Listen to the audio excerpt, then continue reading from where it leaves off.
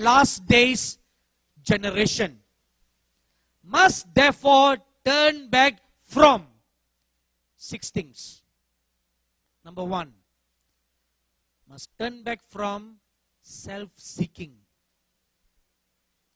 Number 2, turn back from hidden agenda of self-promotion.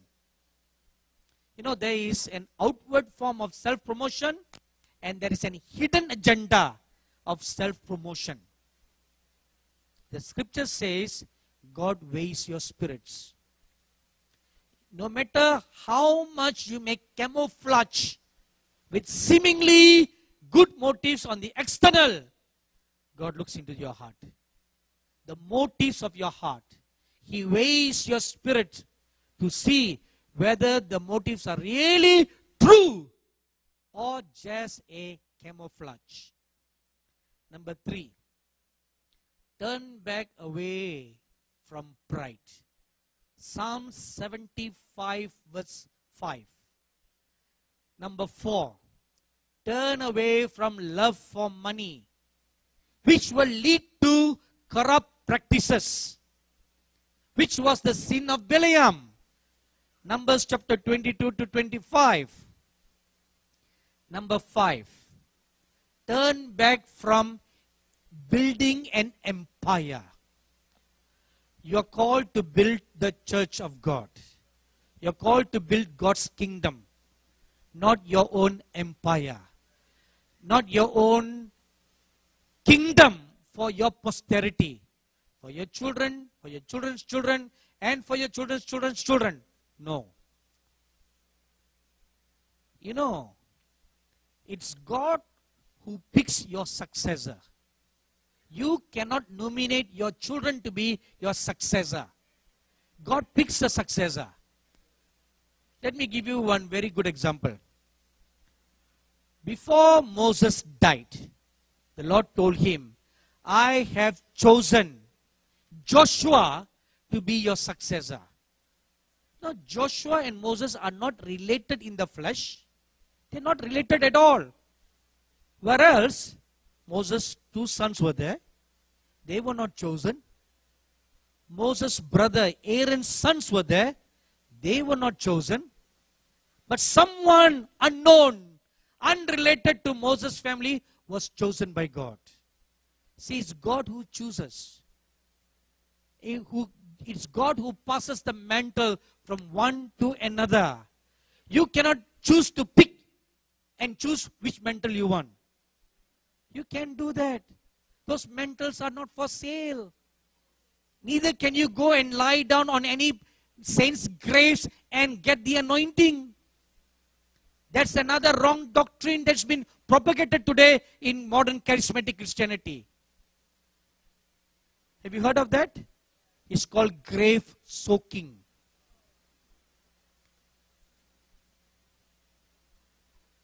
And the scripture they use for that is found in 2 Kings, where a dead corpse was thrown into the place where Elisha was buried.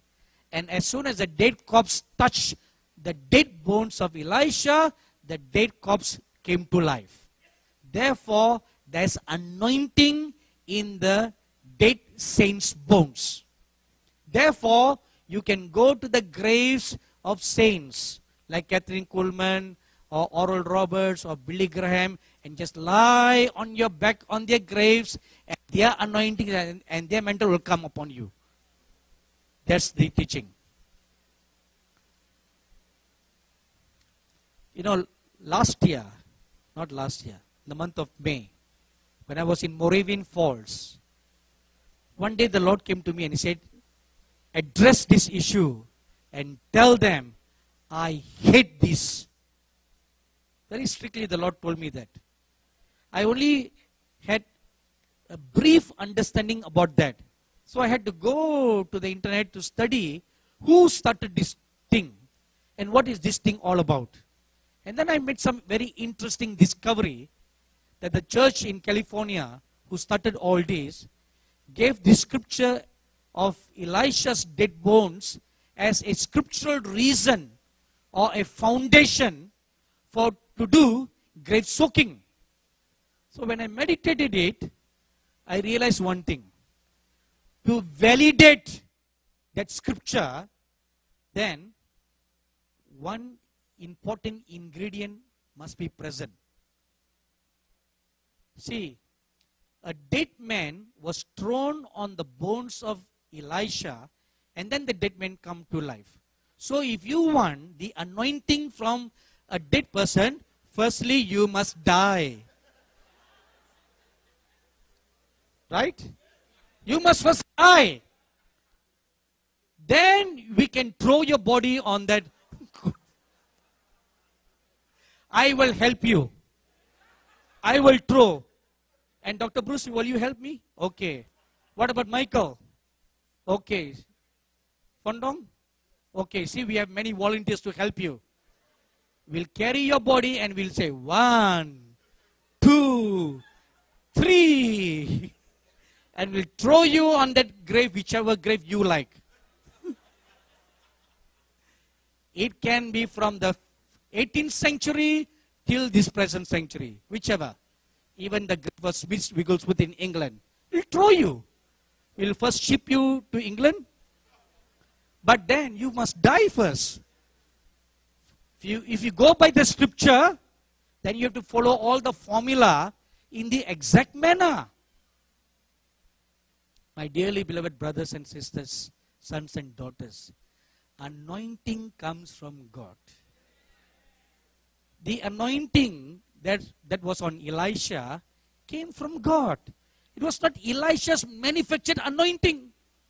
The anointing that rests on the many wonderful men of God who walked this earth, it is from God. It is not their own manufacture to give to whoever you can ask for. Anointing comes from above.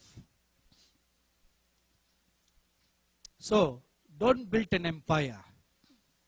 If you build an empire, it will be like the sin of Nebuchadnezzar. In Daniel chapter 4, Nebuchadnezzar knows too well that God raised him up and gave him power to conquer nations. So much so, he builded the Babylonian Empire. He knows very well because he had a wonderful counselor in the form of the prophet Daniel. And the prophet Daniel had counseled him previously that it was God who lifted him up. It was God who appointed him the kingdom. So Nebuchadnezzar knows it too well. But then, at the height of his popularity, his vast kingdom, pride began to blossom in him.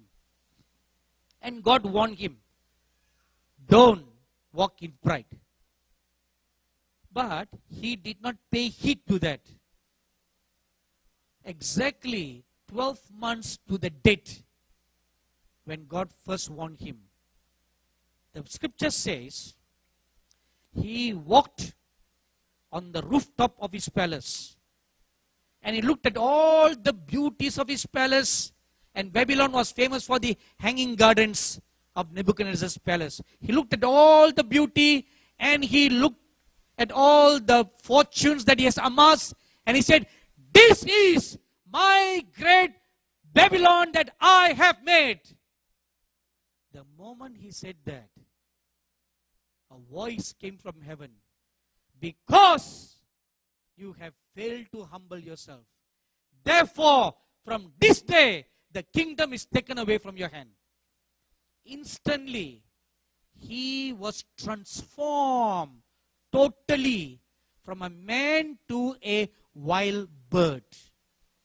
His entire body DNA was all changed. Not for 1 day or 2 days. For 7 long years. He was like a wild bird out in the fields, eating grass like all animals and birds. 7 years. That was the length of his punishment. At the end of the 7th year, the Bible says, his mind was restored back to him and he was transformed back to a man. And the first thing he did was, he knelt down, lifted up his hands, and gave glory to God.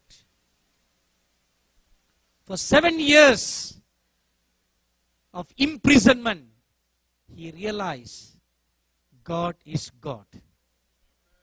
No matter how great Nebuchadnezzar was, how great Alexander the Great was, all that came from God. You should never forget that.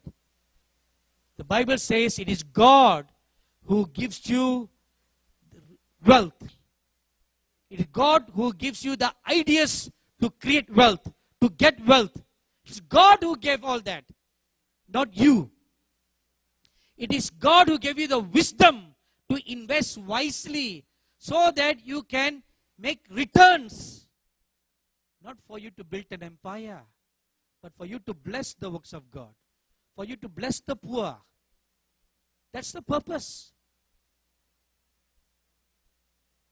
Not for you to hoard up wealth for second, third, fourth generation. If you do that, you will die suddenly before you can even make a will. How do I know that? The Lord Jesus Christ himself said that. There's a parable in the Bible where a rich man says, he has so much rich granary. He wants to make 2, 3, 4 barns. And he said, oh my soul, you are so rich. You have plenty of food for second, third, fourth generations. And that night he had a dream.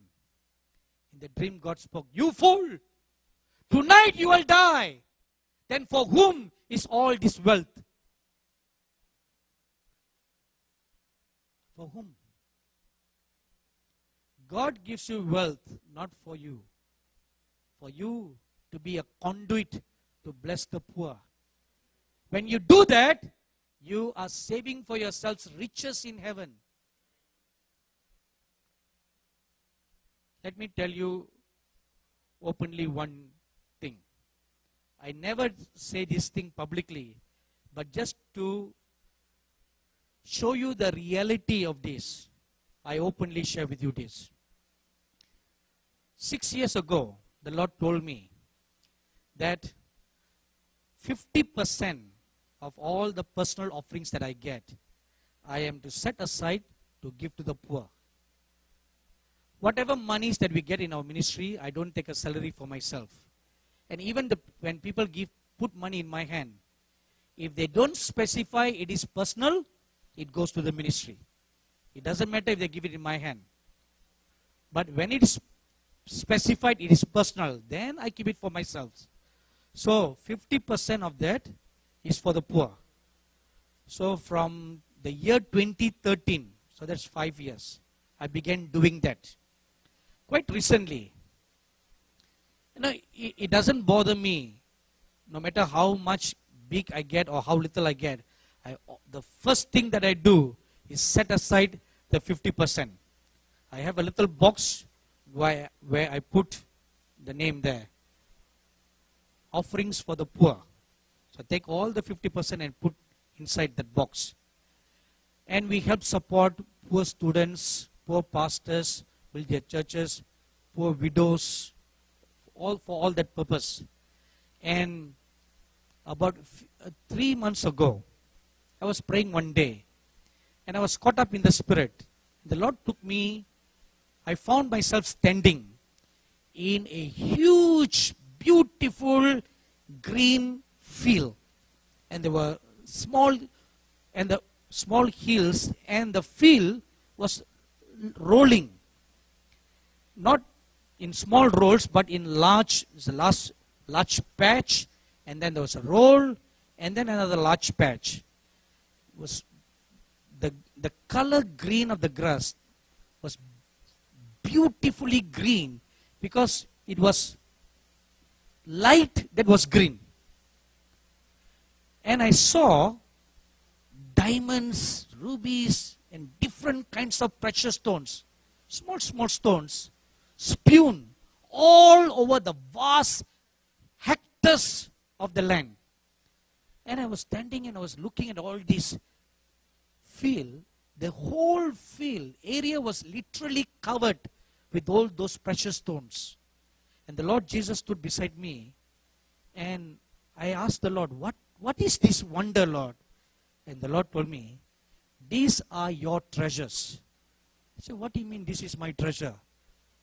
He said, from the time that you first kept aside money for the poor, and you began to give to the poor, these are all your treasures in heaven that you have saved up in heaven. So if a little person like me, setting aside little amount every day or every month, can have this much of treasure, how much more you can do when you can give more to the poor? See, when you, let's say you are a millionaire or you are somebody, or you have large property. When you die, you cannot bring anything to heaven, right? You cannot bring anything to heaven, neither can you bring anything to hell. Either way, whichever direction you go, there's nothing you can bring except yourself. But the Lord Jesus said, you can transfer your wealth to heaven by giving away to the poor.